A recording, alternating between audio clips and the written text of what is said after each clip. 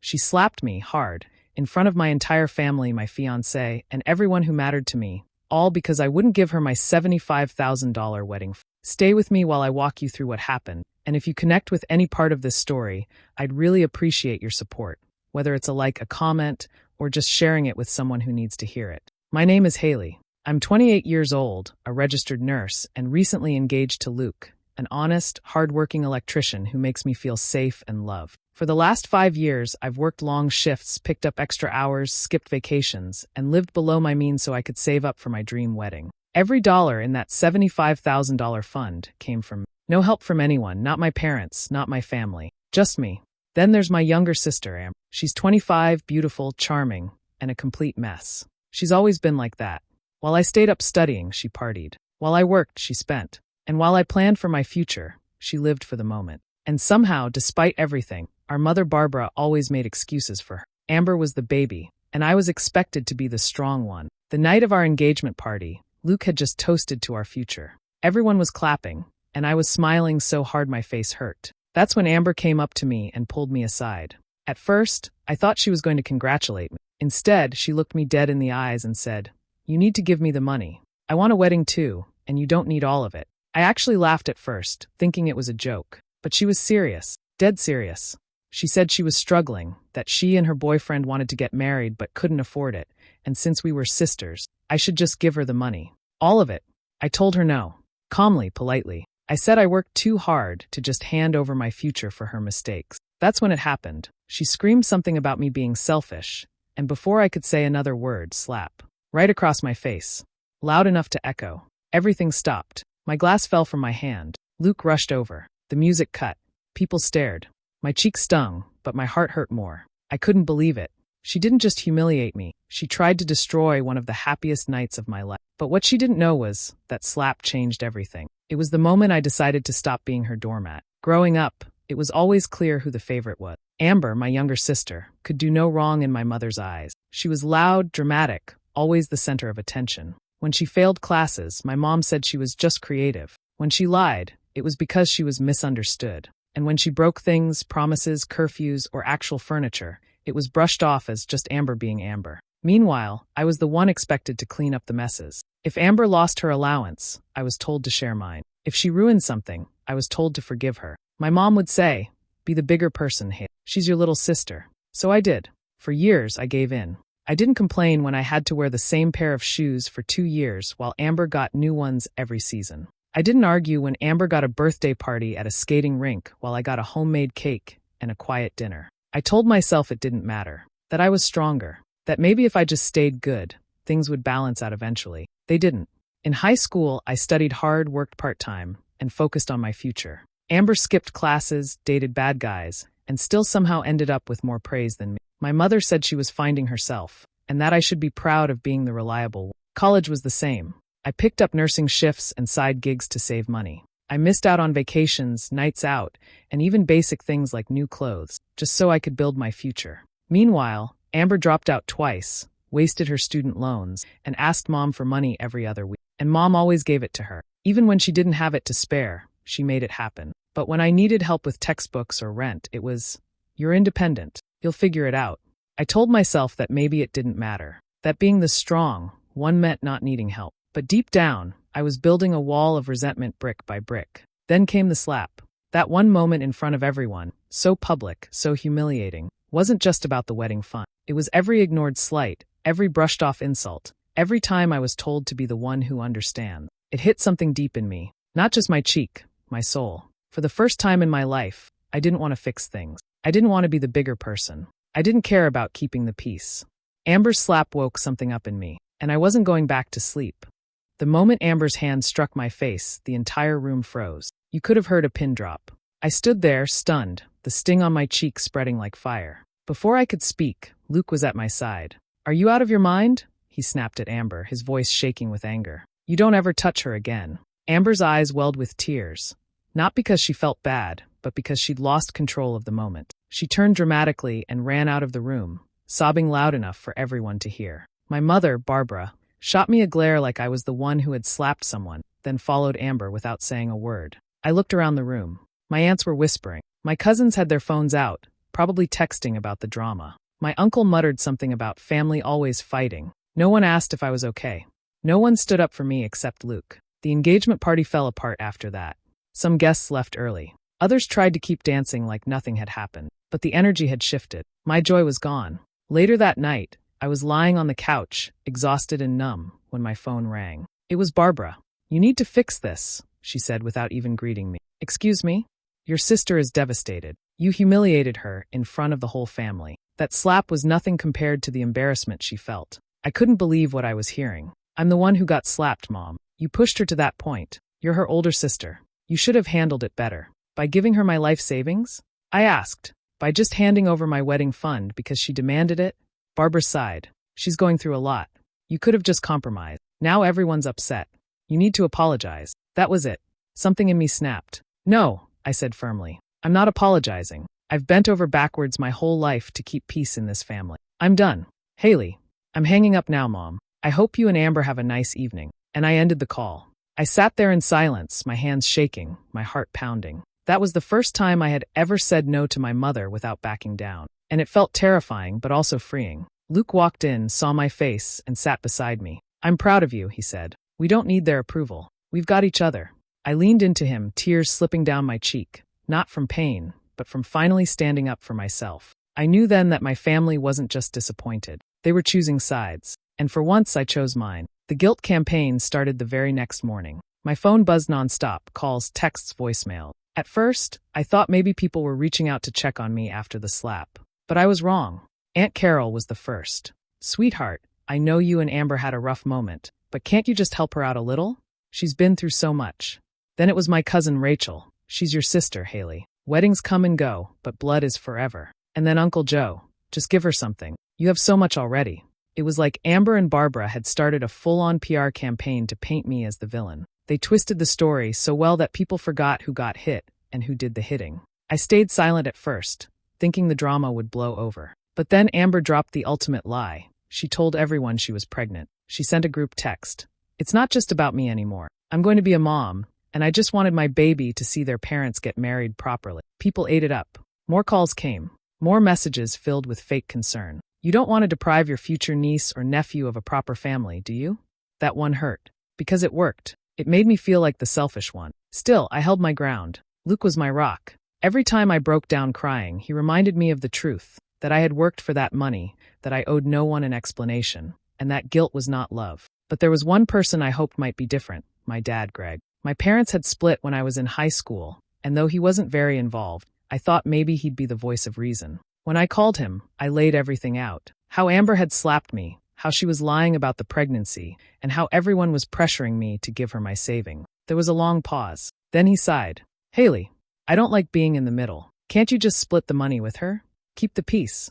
I felt like I'd been punched in the stomach. Even he didn't have my back. I ended the call and cried for hours. The only real support came from Luke's parents. His mom, Donna, texted me, "You are not wrong. You deserve happiness." His dad even offered to help with wedding costs if things got tight. I didn't take the money, but I held on to the kindness. Still, I felt alone. My own family had turned me into the villain for standing up for myself. And yet, I refused to give in. Because this time, being the bigger person didn't mean giving up. It meant standing tall, even when I stood alone.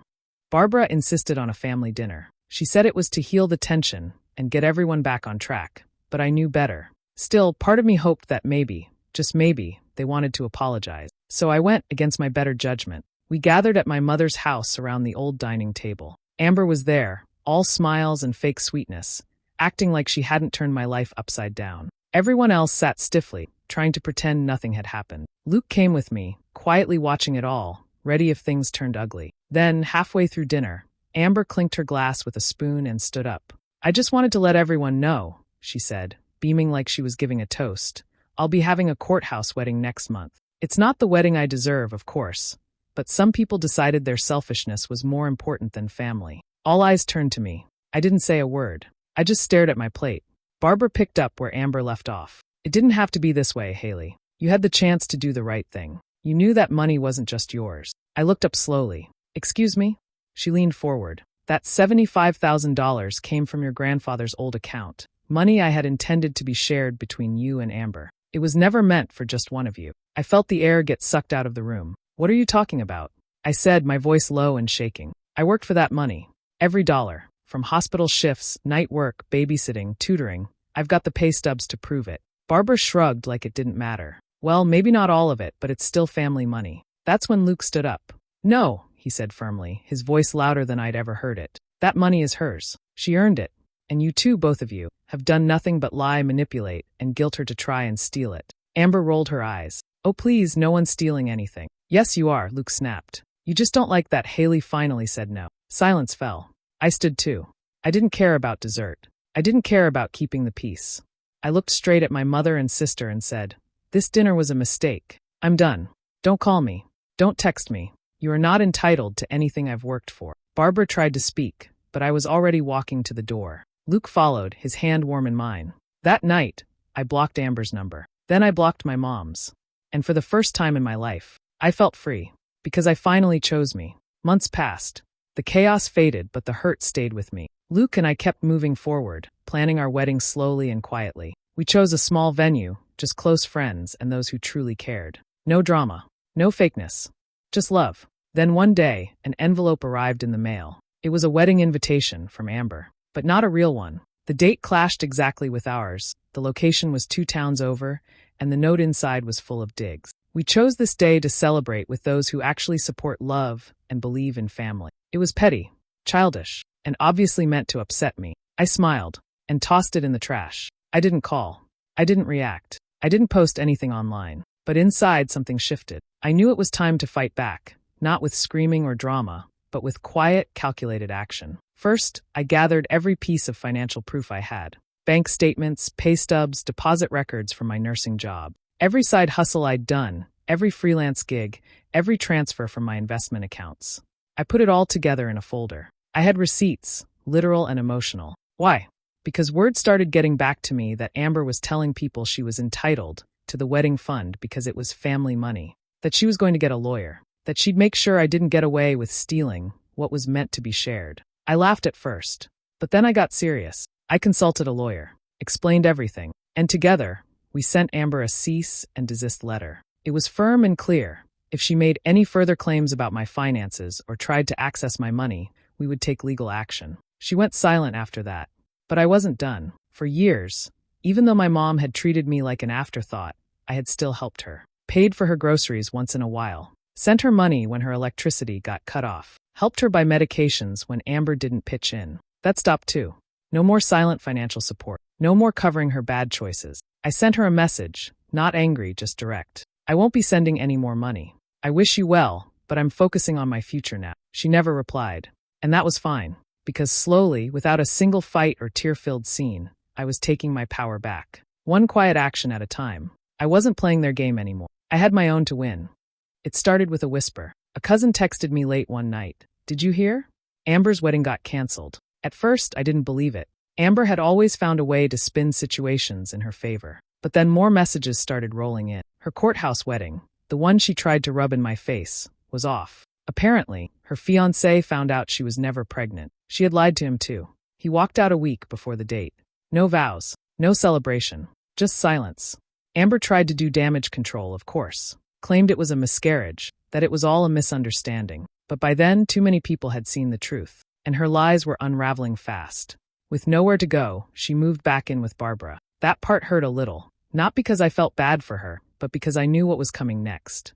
Barbara had always defended her when she was the golden child. But now, with no man, no money, and no attention on her, Amber became a burden. Barbara started calling around for help with groceries, rent, and utilities. People stopped answering. The same family members who once begged me to be the bigger person and help Amber out were now ghosting her completely. Meanwhile, my life was blooming. Luke and I finalized our wedding plans without stress or pressure. His mom helped with the flowers.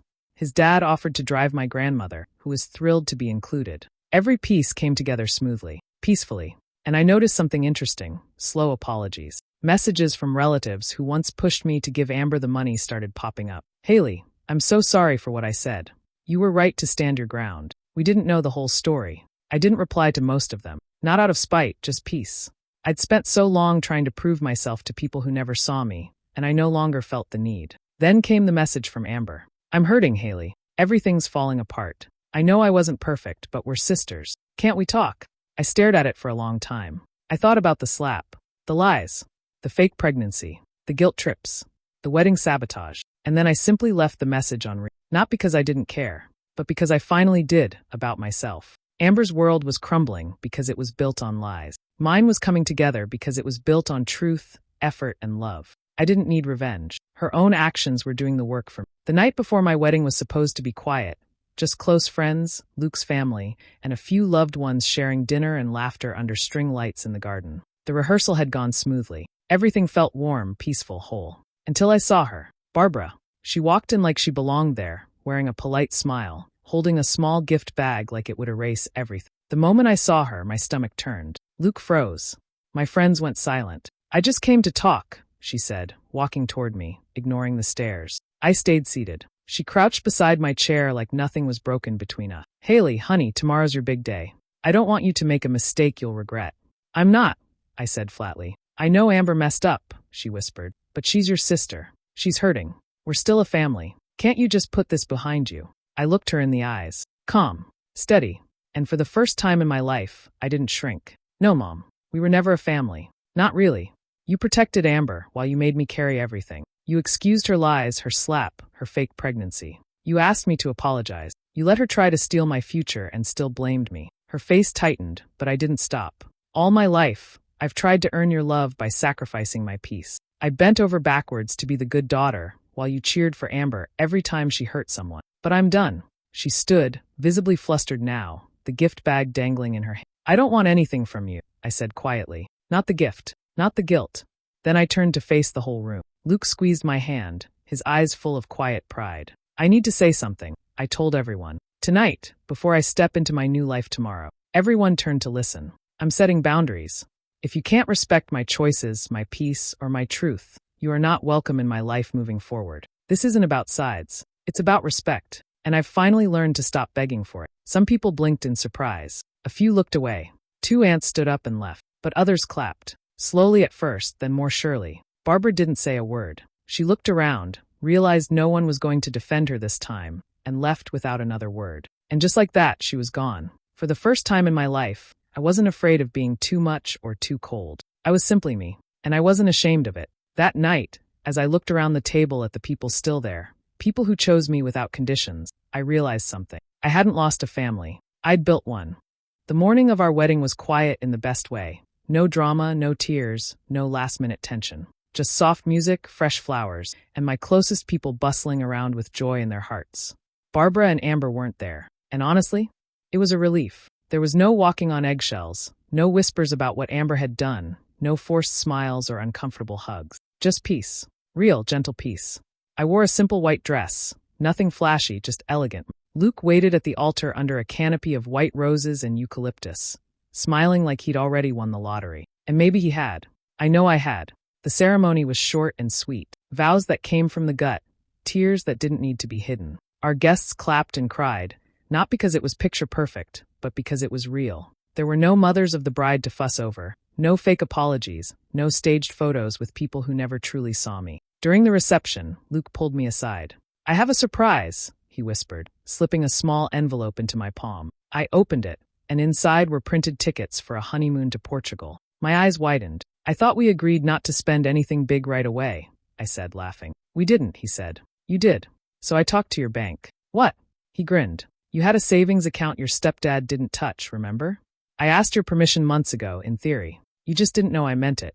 You've spent so much of your life taking care of others. This is my way of saying, let me take care of you now. I could have cried again, but I'd already cried enough tears for people who didn't deserve them. These ones were different. When we danced, I wasn't thinking about who wasn't there. I wasn't scanning the room, hoping for approval. I wasn't imagining my mother or waiting for her to ruin the moment. I was here, with Luke, with my chosen family, with laughter around us and music in the air. And then the photographer, who I'd barely noticed all evening, caught it. That one moment I threw my head back and laughed as Luke twirled me and dipped me low. That photo would become my favorite, because in that instant, I looked like someone I barely recognized. Someone free, someone whole. Someone who had finally stopped begging to be loved by people who only knew how to break her. I didn't lose a family. I walked away from the idea that I needed to earn one. And in doing so, I found exactly what I'd been searching for all along. A love that didn't hurt. A peace that didn't ask questions. And a version of myself I finally respected. Months passed, and something inside me shifted. Not just emotionally, but physically too. I was pregnant. I found out on a quiet Thursday morning. Luke had just left for work, and I sat staring at the 2 pink lines for what felt like hours. Not from fear, but awe. This tiny life growing inside me? It was mine to protect, mine to nurture. And I knew deep in my bones, I would never repeat the cycle I came from. I didn't call Barbara. I didn't message Amber. There was no announcement sent to the people who had once made my existence feel like a competition. This moment wasn't for them. It was for me, for Luke, for the child we already loved more than anything. That night, I wrote a letter. Not for now, but for the future. Dear little one, I began. If you're reading this, you're probably old enough to understand how complicated family can be. So here's my promise to you. I will never play favorites. I will never shame you for having emotions. I will never ask you to shrink so someone else can shine. You are not here to fix my wounds.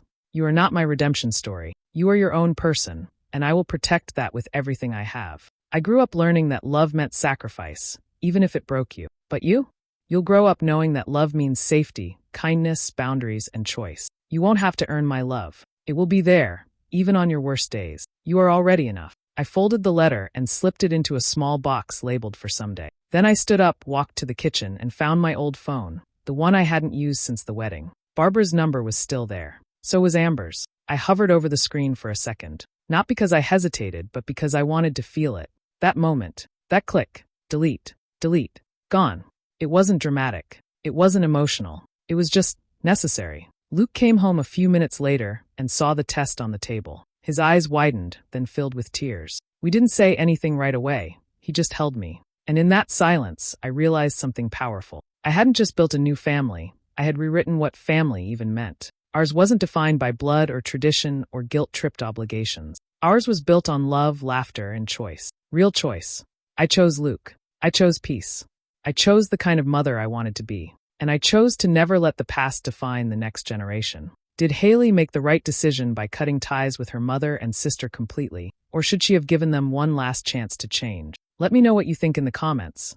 I'm really curious to hear your side. And if stories like this speak to you, don't forget to hit subscribe and turn on the notification bell so you're always first to catch the next one.